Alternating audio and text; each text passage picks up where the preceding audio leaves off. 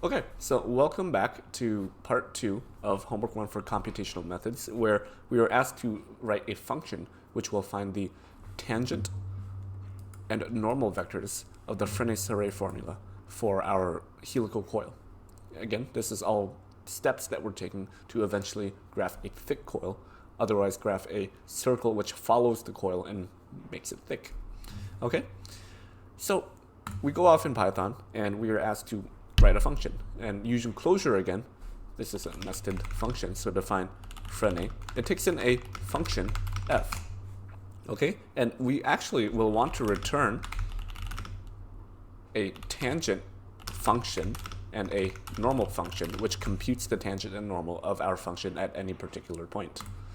Okay, so let's go ahead and do that. Let's look at the definition of the tangent. It's defined as dr ds, where r is our f, r is our function. Okay, but you notice that our function is a function taken in terms of t, time. So if we do the Jacobian, Jacobian of f, our input function, it's actually going to be df dt. So not quite what we want for tangent.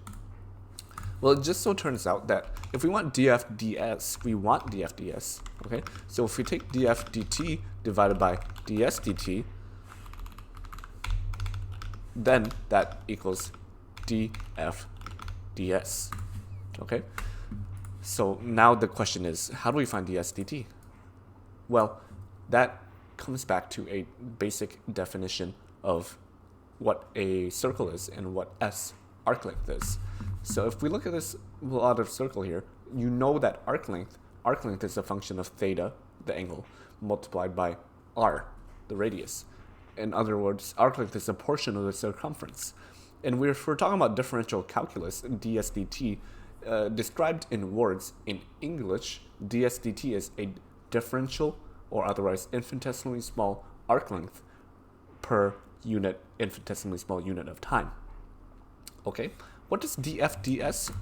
What does df dt describe? That describes the, well, it's the Jacobian, so it describes the direction and magnitude of a change in the function per infinitesimally small unit time. So if we take the magnitude of this vector, well, that just so happens that that magnitude of that vector is, in fact, an infinitesimally small arc length per unit time. So let's go off and do that. Define df ds, okay, take some t, as j and p dot ln alg dot norm. Norm is the magnitude of df dt t. Okay. Oh, and this should return. Okay. So now we can go off and define our tangent function as the df dt divided by ds dt. Okay, easy peasy. We look off, our next task is to find our normal vector, and our normal vector is defined as dt ds divided by dt ds, magnitude of dt ds. So what if we take the Jacobian of tangent? Jack that Jacobian tangent. Well, if you derive tangent is a function of time, so we actually have dtangent dt here, dtangent dt here, not dtangent ds. Okay, so we use the same principle earlier here and go off and do that. This definition is wrong, by the way. Don't pay attention to that. Just pay attention to what's happening in the video here. So we, once again, apply the same principle as earlier, and if we divide dtangent dt by df ds, then we get dtangent ds. So let's go ahead and do that. So define, this is our normal vector, dtangent dt equals dtangent dt divided by ds dt. Okay? You might be tempted to return this, but that's not quite right.